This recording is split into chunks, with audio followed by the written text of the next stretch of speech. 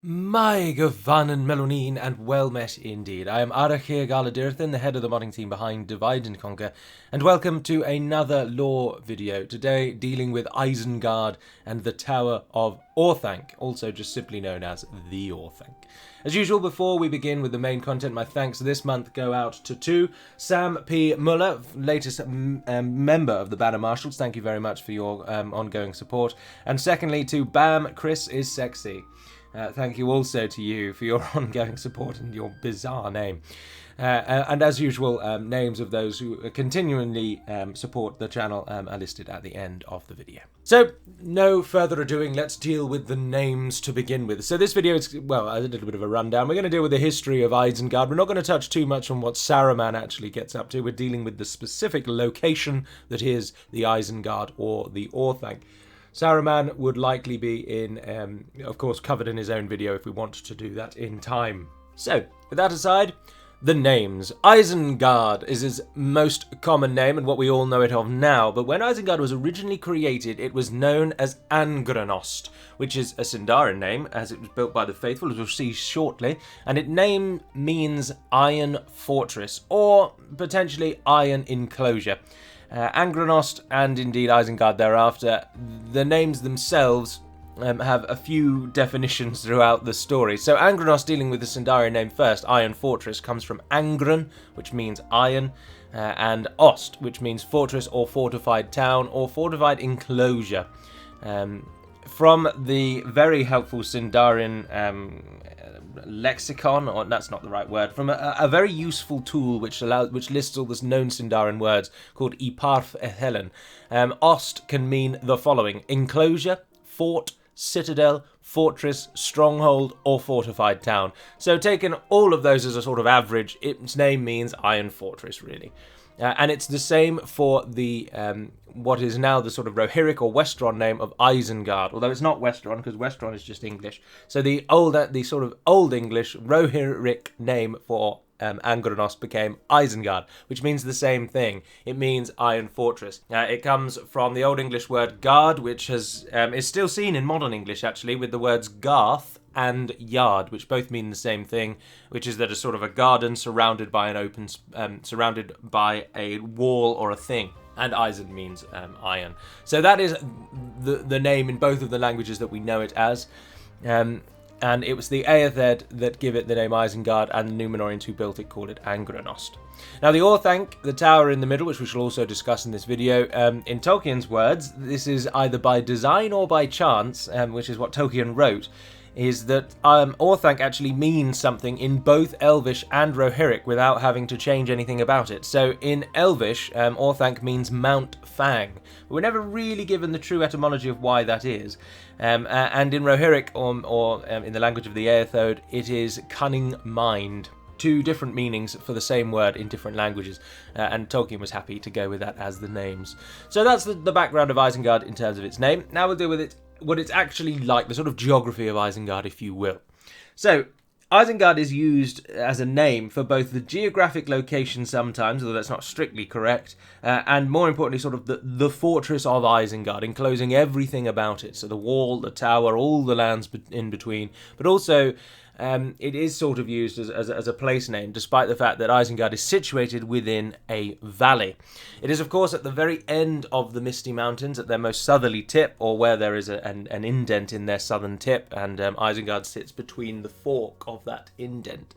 The valley in which Isengard is found is called, in the Third Age, the Nan Curanir, which means Wizard's Vale. But we're not told what the valley is called before Saruman takes up residence there, because he is the reason it is called the Wizard's Vale, because he resides there for such a long time in the Third Age.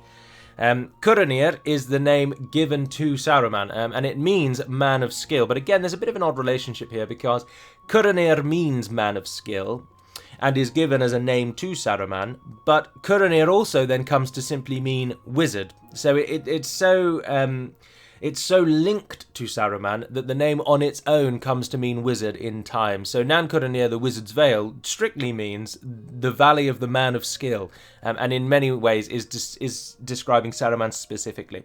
So much as if you've read any of the older texts, you'll know that Gandalf's sort of true or original name, or his first name is probably the best way to describe it, is Olorin, and Saruman's first name is Curanir. And it just comes to mean wizard in time. But anyway, so Isengard is situated in a valley called the Nan Curanir, named after Saruman, who comes to the valley quite some time after Isengard's history, as we'll cover in the second part of the video. So the grounds of Isengard, the actual setup of the fortress, is a vast plain in the centre, encircled by a great wall known as the Ring of Isengard. It was a mile from the centre of the ring to any point on the edge of the wall, except on its northern side, where the wall went into and became part of the mountains. So on the northern side, it's not a perfect circle, despite it being called a ring. It uses the mountain as part of its wall, but it's a mile from the Orthanc to any point of the circular section of the wall. So it is quite a. So essentially, it's I want to say diameter is 2 miles. I can't remember if diameter goes half the way or if that's the one beginning with R. It's been a very long time since I've done any of that stuff. But anyway, if you were to walk from one side of the wall and keep a straight line directly across that went through the centre of the circle, you would reach the other side after walking for 2 miles.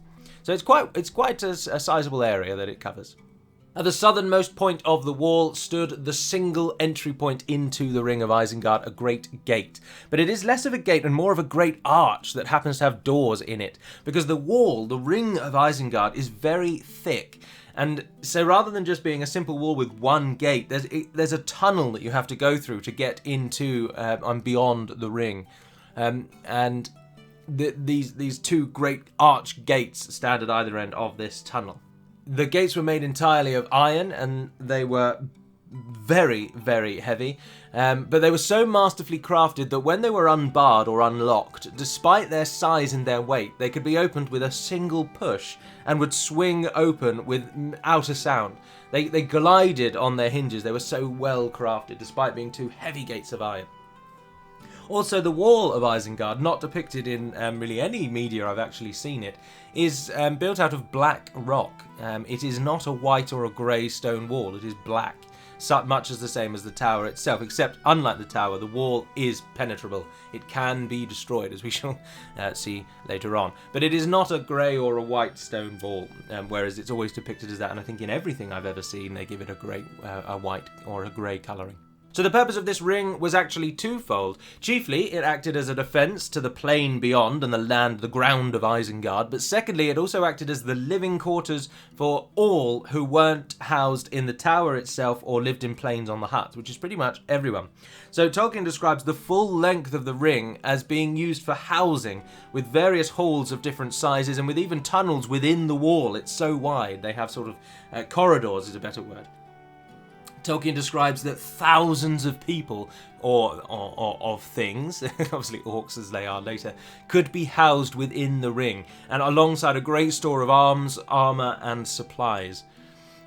So almost everybody that lived in Isengard throughout its history took up residence in the wall itself. The wall was the housing, or indeed within the Orthanc. But I'm sure that at various times, because of course the Dunlendings, as we shall see, live in... lesser folk live in Isengard, if we can call them that, and they may well have had some huts on the plain. Beyond the gate, so once you've made it through the tunnel entryway, you step out onto a vast plain, which is slightly hollowed in the centre to create a sort of bowl-like effect. So the base of the Orthanc is the lowest point of Isengard, and the walls are the highest.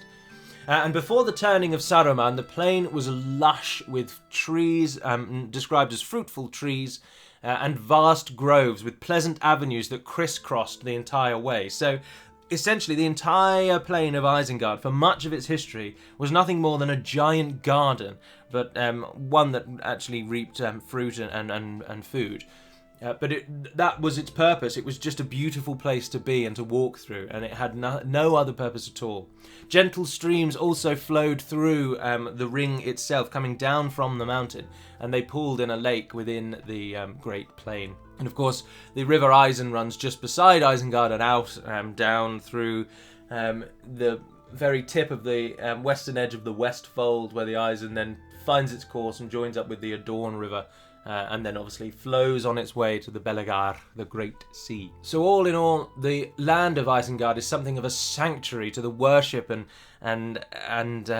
glory of Yavanna. It is just a place for living things to be just that, and that is, of course, until Saruman turns. So when Saruman rises as a power of evil in the world, he totally respecs and retools Isengard to meet his vision. The trees are completely cut down, and any living thing or growing thing that was within the plain is gone. By the time of the end of the Third Age, Isengard is nothing but a vast grey wasteland, with the only things marking it out are the roads that still crisscross it, but rather than being pleasant avenues, they're now lined with pillars of various types of stone.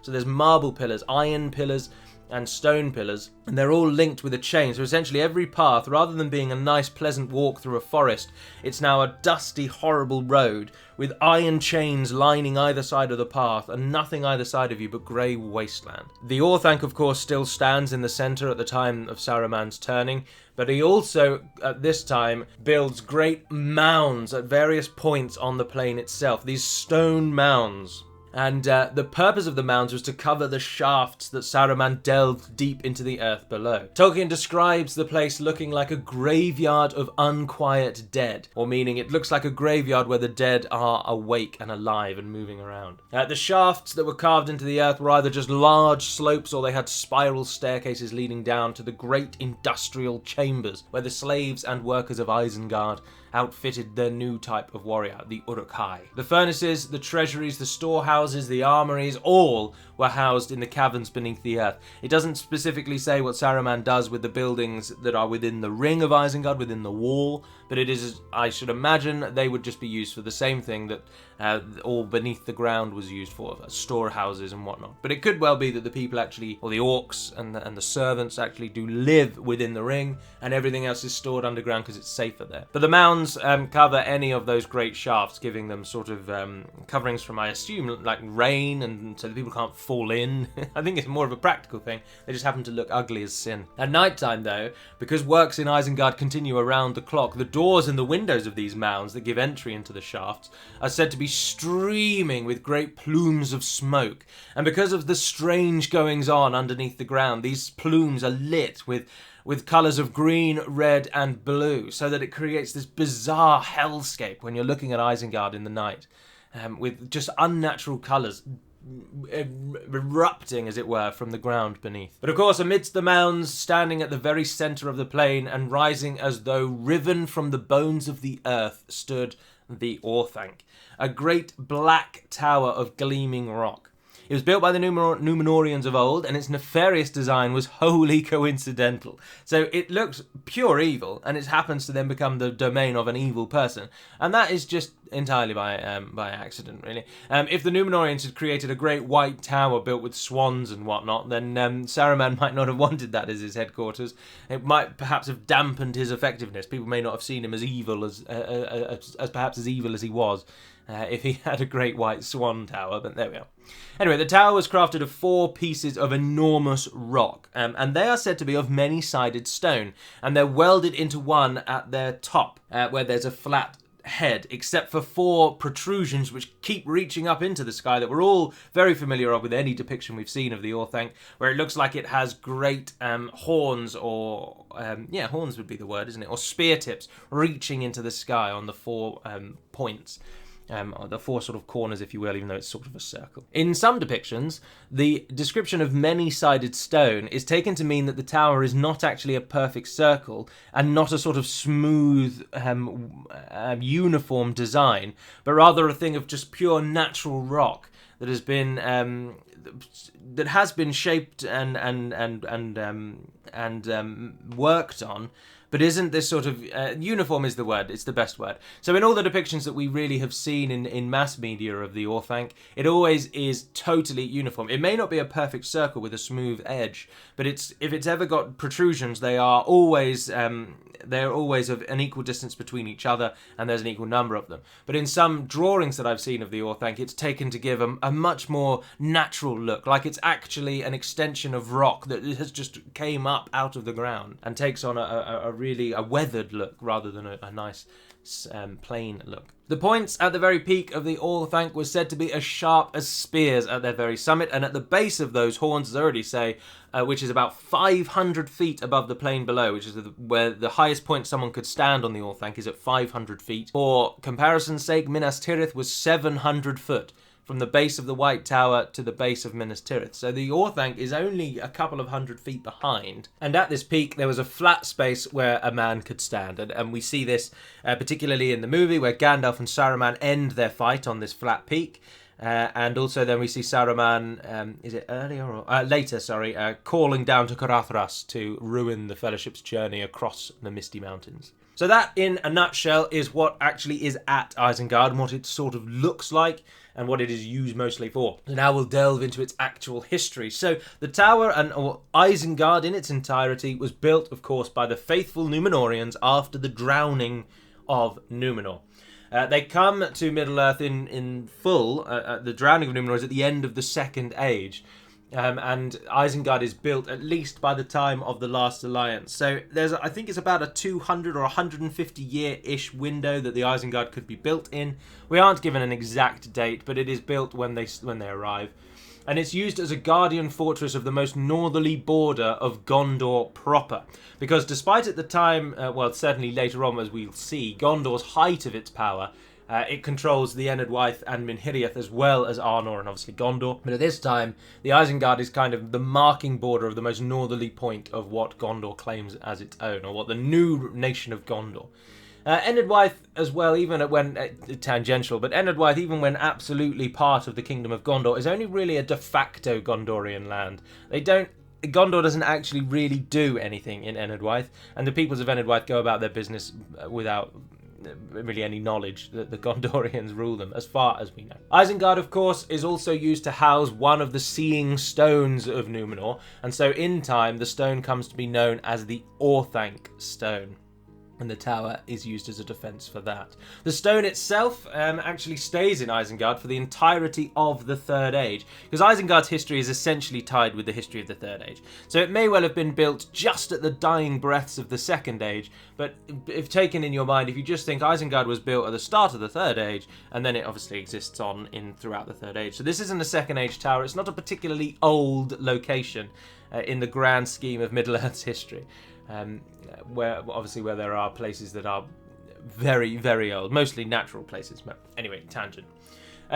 So the Orthanc stone stays in Isengard throughout the Third Age, and it isn't actually removed from the tower until Grima Wormtongue mistakes it for a simple rock and hurls it over the edge of Isengard at the group that had come to parley below.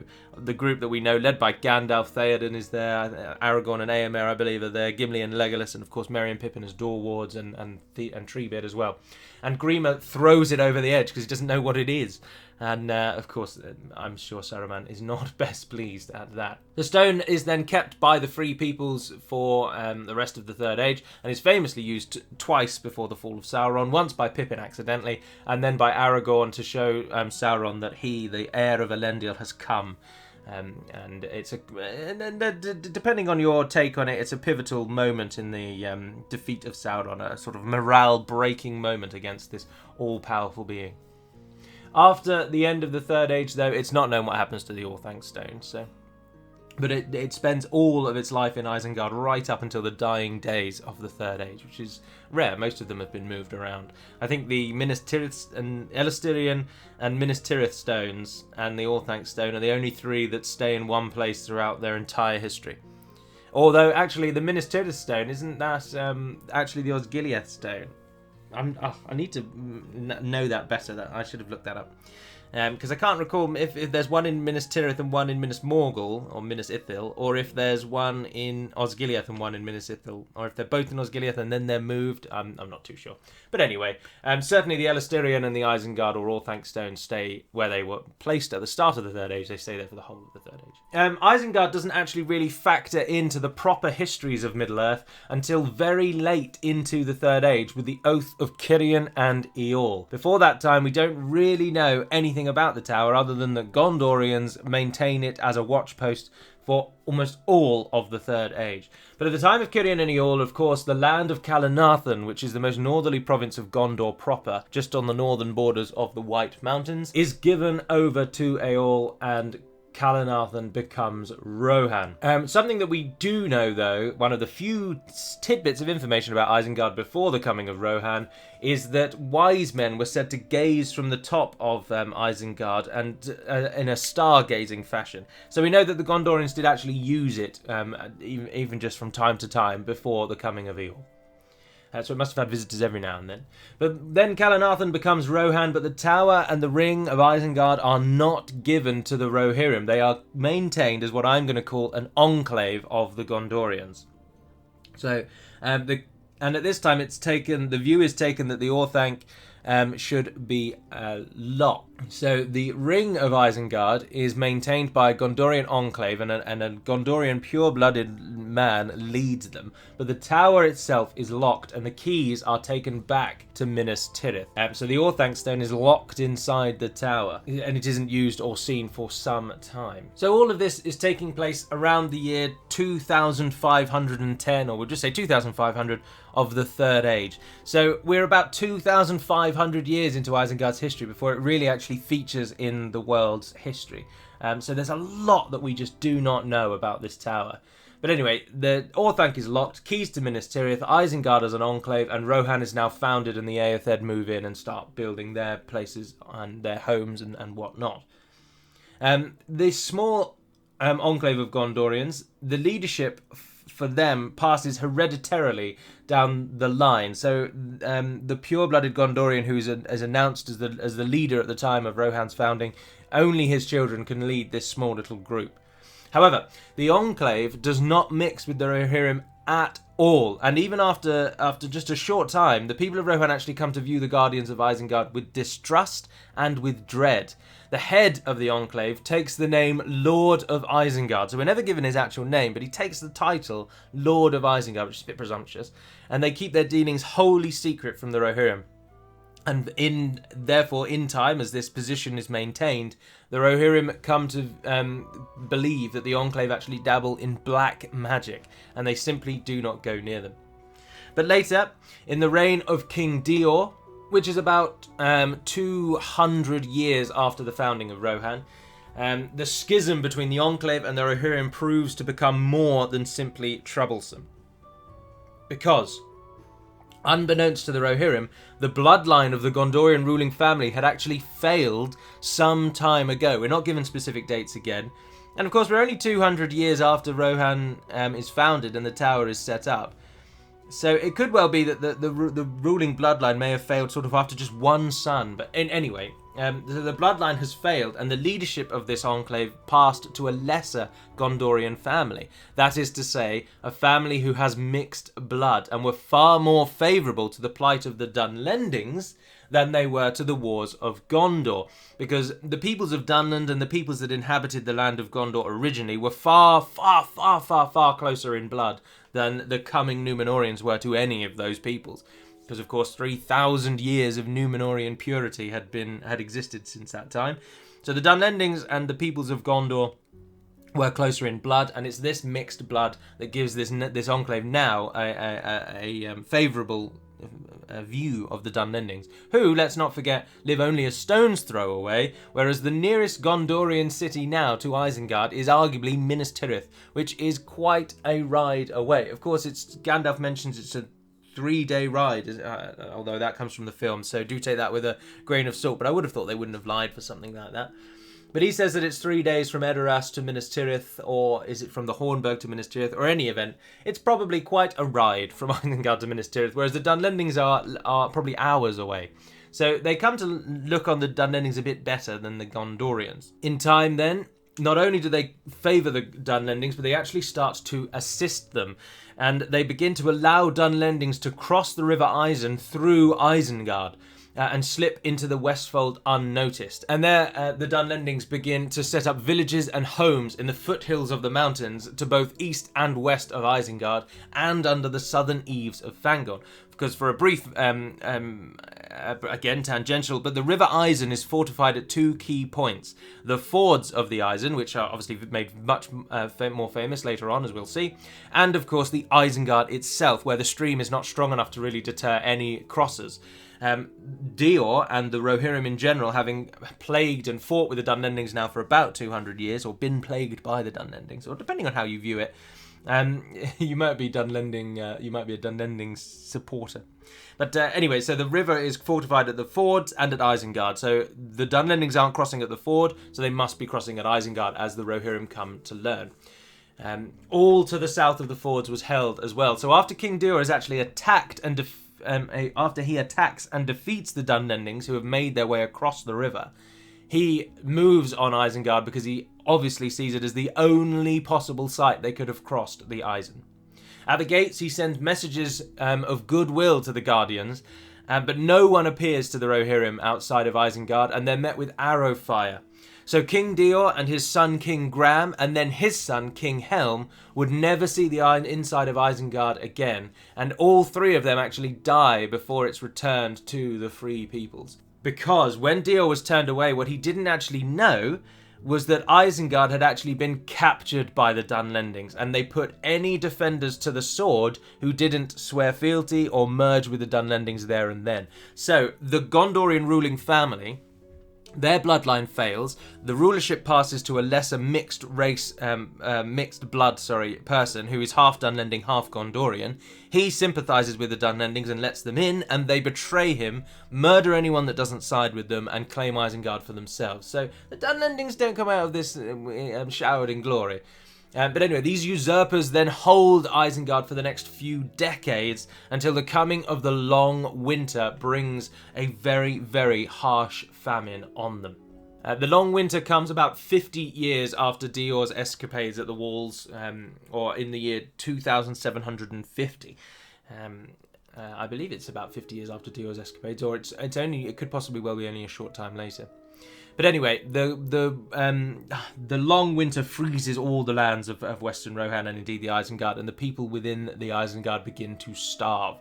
So weakened by that famine, and then of course the news of the utter defeat of the armies of the Dunlendings and the risen usurping king, Wulf, at the hands of the soon-to-be King Frealaf, the defenders of Isengard finally capitulate, and it is returned to the hands of the Rohirrim. And what good? It's returned to good, and such good, because at this time Saruman returns from his journeys in the east, and he asks to take up residence in Isengard. And the steward at the time, Steward Beren, and the now King Frealaf are both more than happy to give it over to someone who they know is a steadfast ally of the Free Peoples, and of course to stop these troublesome Dunlendings from getting into Rohan. So the keys of Orthanc are now finally passed back to the owner of the tower, which is Saruman, and the tower is opened after having been dormant for hundreds of years. So I don't plan on recounting the fall of Saruman from grace in its entirety, and we'll instead, as I said at the beginning, just focus on Isengard itself. So to that end, Isengard is mostly unchanged for the next few hundred years until Saruman finally adapts the Great Plain to his needs, and it takes on the industrial hellscape that we spoke of earlier, that it is actually perhaps best known for in most of our sort of knowledge of Lord of the Rings. That is until, of course, the very final days of the Third Age, with the coming of the Ent Moot. And the Ents, coming together of one mind out of Fangorn Forest, decide to destroy Isengard for the transgressions against the Forest of Fangorn itself, and because the Ents are quite wary of the ambitions of Saruman and the evil mindset he seems to have taken. So, Treebeard leads the entire forest in an attack on Isengard, shortly after Isengard's entire military might is unleashed on Rohan, so the Isengard is empty. The timing of the attack could not have been better, as there was nothing left inside to defend the place to any real degree of strength. It's Saruman, a couple, probably a few hundred of his lowest, weakest slaves, no military equipment really whatsoever. So the Ents, following Treebeard's example, march up to the very gates of Isengard, where they pound upon the doors, but they're met by arrow and stone fire. But this troubles them little, because Tolkien writes the Ents are virtually impervious to harm from arrow fire, because A, they can't be poisoned, So all of the devilry of Saruman is useless against them, and also their skin is said to be stronger than bark, and arrows essentially do nothing to them. So they are met with, in their mind really, zero resistance. As I said earlier, the wall shows its inability or its ability to be broken because the Ents start breaking holes in the ring of Isengard, and they smash down and through the gate. When the small defense force that has rallied to Saruman's cause actually sees what they are up against, they begin to immediately flee. And those that can escape through the very holes in the walls that the Ents have actually created. They run the gambit, the defenders, of having to pass their own attackers to try and reach freedom. And many of them, I assume, do, and they make it out, but there's hardly anyone there to really bother anyway. And Saruman, for all of his power, for all of his cunning, and for all of his strength, he also flees when he sees that all of the few minions he has left have utterly abandoned him. It is the might of one wizard versus 50 plus angry Ents, and potentially an army of Huons as well. But of course the Huons move on to Helm's Deep and kill any of the fleeing army there, as we shall cover probably in the very next video when we deal with Helm's Deep. But Saruman flees to the tower and locks himself in. And in an interesting and final display of, I don't know whether it's pity or love or what, but Grima Wormtongue also flees to the tower itself, and fearing that he might be trapped outside because he's banging on the door and nothing's happening, at last a white hand peers throughout the door and yanks Grima inside. So Saruman takes pity on him and doesn't leave him to the mercy of the Ents, which is perhaps a redeeming feature, but a foolish one because, of course, Grima is actually the person to end it all some years later. Spoiler alert. So the Ents break the dam at the very back of the Isengard, and the ring is flooded with the waters of the headwaters of the Isen. Is headwaters the start or the end? I can't remember. Anyway, the waters that begin the River Isen flood into the plain. They extinguish the fires. They fill the shafts and the holes with water, and a great lake is formed in the very, very centre that surrounds and encircles the Orthanc itself. The battle is over in almost no time at all. We're probably talking, when the walls fell, bringing down the walls might have taken, I don't know, a little while, but as soon as the walls fall, the battle is instantly over. We're probably talking 5 minutes. Saruman and the minions will flee as soon as they see the wall breaks, and Saruman flees shortly thereafter. So the battle is really not a great or a grand one, and it is an overwhelming victory for the Ents. To my knowledge and to my reading, I can't see that a single Ent dies in the battle, but I could be wrong on that specific point. If I am, I apologise. So the victors of Helm's Deep soon come back to Isengard, of course, and they attempt to parley with Saruman, similar to as we see in the film, but different wording. And they obtain the Orthanc Stone through Grima's unfortunate mistake of throwing it over the edge, but they leave Saruman in the tower. But sometime later, when all of the Free Peoples have gone and the Treebid and the Ents are all that remain, Saruman is allowed to leave, and he and Grima make their way out of Isengard, and they head north. But of course, as we've already alluded to, and as many of you will know, Saruman does not leave the story just yet, as there is more for him to do.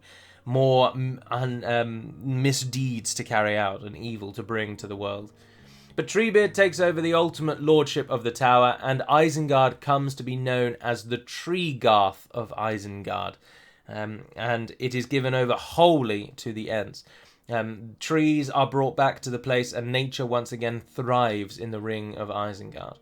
And such is the power, and or such is the foresight or good nature of King Aragorn Elessar. He actually grants the lands of Isengard to the Ents as an independent domain, and that is where Isengard and the Tower of Orthanc then come out of the histories, finally ending its days as a place of nature once again, and this time in the hands of those who actually guide and tend to all of Yavanna's creations, and it becomes a home and a stronghold for the Ents, and a great place of peace. So that concludes the episode. I do hope you have enjoyed listening along. Apologies, there were a few more tangents, but I quite like the format I've settled on now, where I do actually write down everything that I can find about the books on a Word document, much in a sort of script format, but then I go off tangent every now and then. And even then, I sometimes get ahead of myself and read a paragraph before it's actually popped up, and so I have to pause and record. Anyway, that's irrelevant.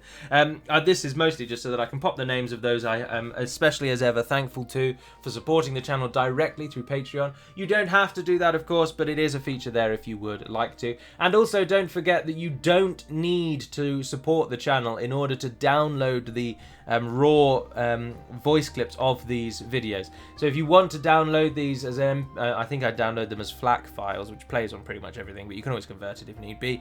But you can download the file and put it on whatever media format you want if you don't wish to actually watch the video, which is absolutely fine. And those are always linked in the description below, and they are available on Patreon. But you don't need to support the channel on Patreon to get them. They're free for everyone and anyone who goes over there. So it's just the best place I could find to house them. But for now, that'll be all. So thank you very much for listening, if indeed you have. And until we speak again, dear friends, Navarna den Perimad Melonin, and farewell.